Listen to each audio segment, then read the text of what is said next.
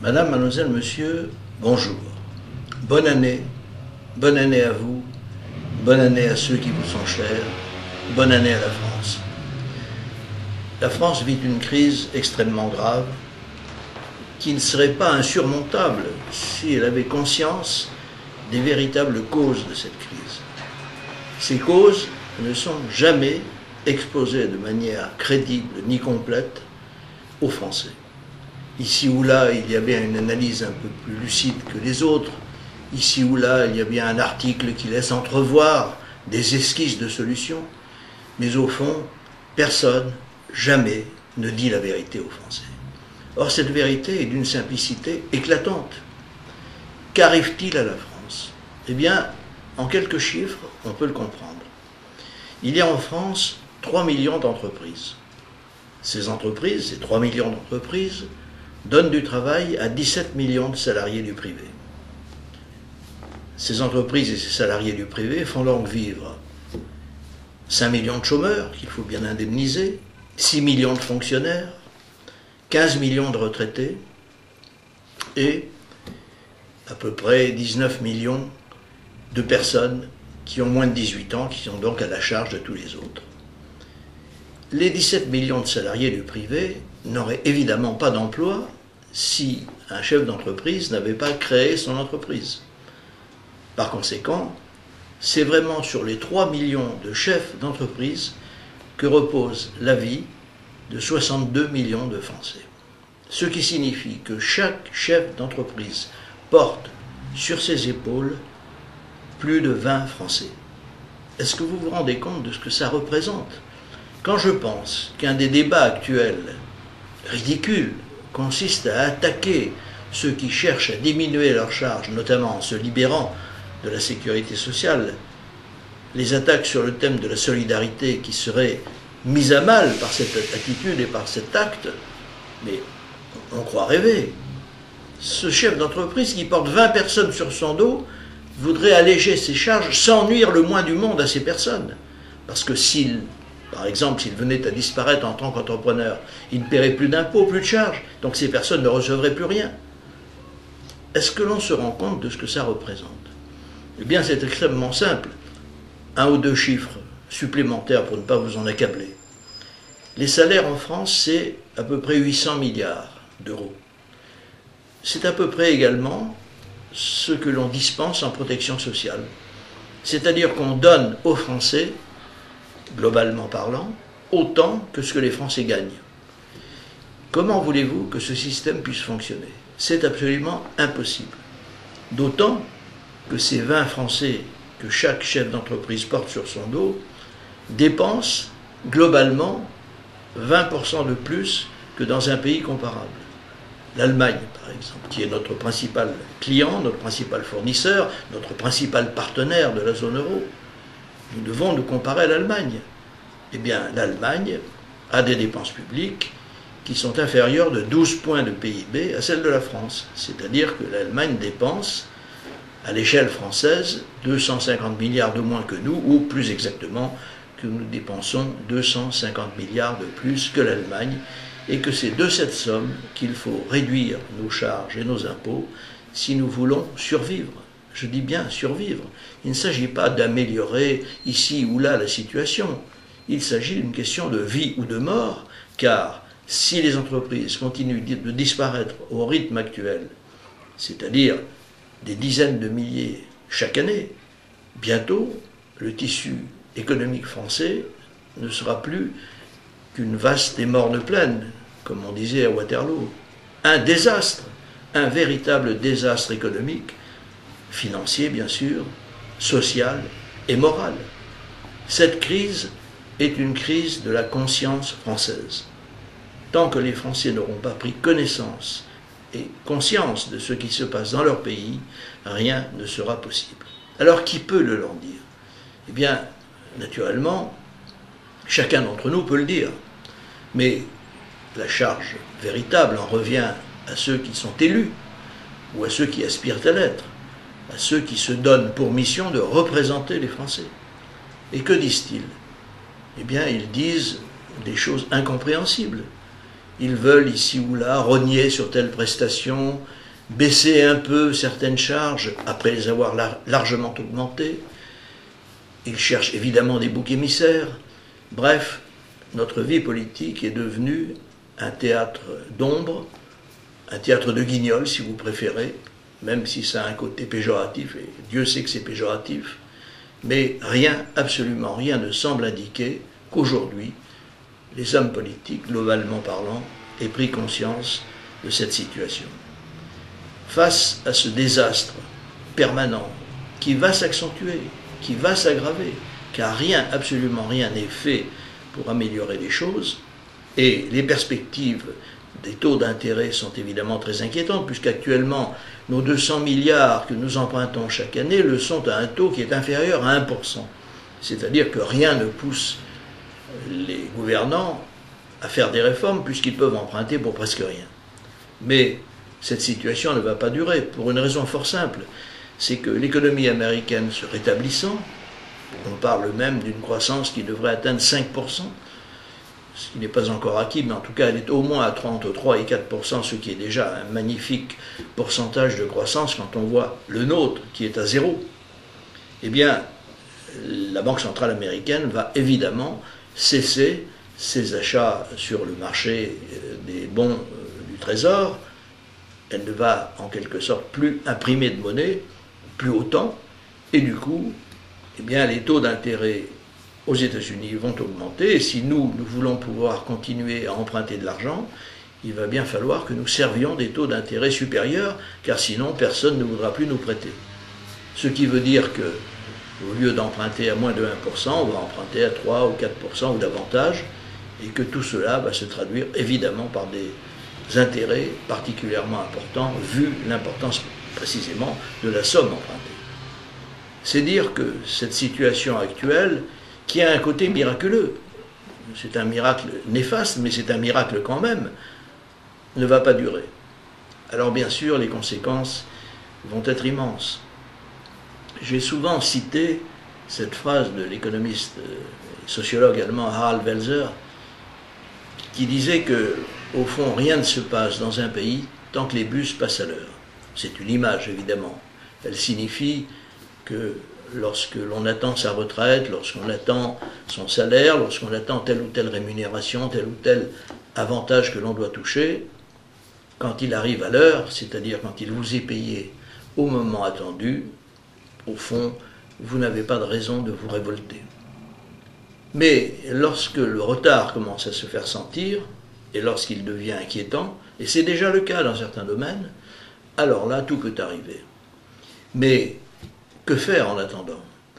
Eh bien, on ne peut rien faire d'autre que ce que nous essayons de faire, c'est-à-dire de permettre aux entreprises de survivre en allégeant leurs charges, c'est-à-dire en leur permettant de ne plus adhérer à la sécurité sociale. Tous les jours, je dis bien tous les jours, nous sauvons, nous, le MLPS que je préside, le Mouvement pour la liberté et de la protection sociale, nous sauvons plusieurs dizaines d'entreprises en leur expliquant comment elles peuvent alléger leurs charges et donc ne pas déposer leur bilan, pour ne pas parler des chefs d'entreprise qui nous disent qu'ils ont l'intention de se suicider. C'est un véritable désespoir quotidien auquel nous sommes confrontés. Et je me dis parfois, en regardant ceux qui dirigent ces organismes dits sociaux, et en regardant les gouvernants qui finalement les cautionnent, je me dis, mais comment peut-on torturer à ce point les Français? C'est de la torture. Lorsque quelqu'un a payé péniblement tout ce qu'il était censé devoir au RSI ou à l'URSSAF, et qu'il reçoit tout d'un coup une nouvelle note de ces organismes, parfois double ou triple de ce qu'il a déjà payé, sans qu'il comprenne pourquoi il devrait payer cela. Il ne voit pas pourquoi cette somme lui est demandée. Comment voulez-vous que cette personne se retrouve dans une situation sereine? Elle est désespérée. Et alors, que fait-elle à ce moment-là? Eh bien, ou elle cède au désespoir, et là c'est le drame, ou alors elle s'adresse à ceux qui essayent de la sauver, et c'est ce que nous essayons de faire. Et c'est ce que nous faisons d'ailleurs avec succès, puisque ces entreprises, non seulement sont sauvées, mais même, le plus souvent, arrivent à embaucher. Alors, face à une situation telle que celle-ci, on en vient à se poser des questions. Est-ce qu'il est normal que l'on accepte sans réagir ces scènes de torture? Bien sûr, la plupart d'entre vous ne le savent pas. Ils le savent peut-être pour l'avoir lu dans des journaux ou sur des sites internet ou pour avoir entendu. Mais au fond, ils ne le vivent pas quotidiennement, sauf s'ils sont dans cette situation. Mais comment peut-on, alors qu'on le sait, beaucoup de gens le savent, accepter que l'on fasse tant de mal à ceux qui font vivre le pays? C'est une situation incompréhensible. Voilà plus de 20 ans que je me bats pour essayer de faire comprendre aux Français que cette situation est absolument intenable, injuste, spoliatrice et très mauvaise pour la France, car elle empêche la France de se développer, qui parle de se développer, de survivre économiquement.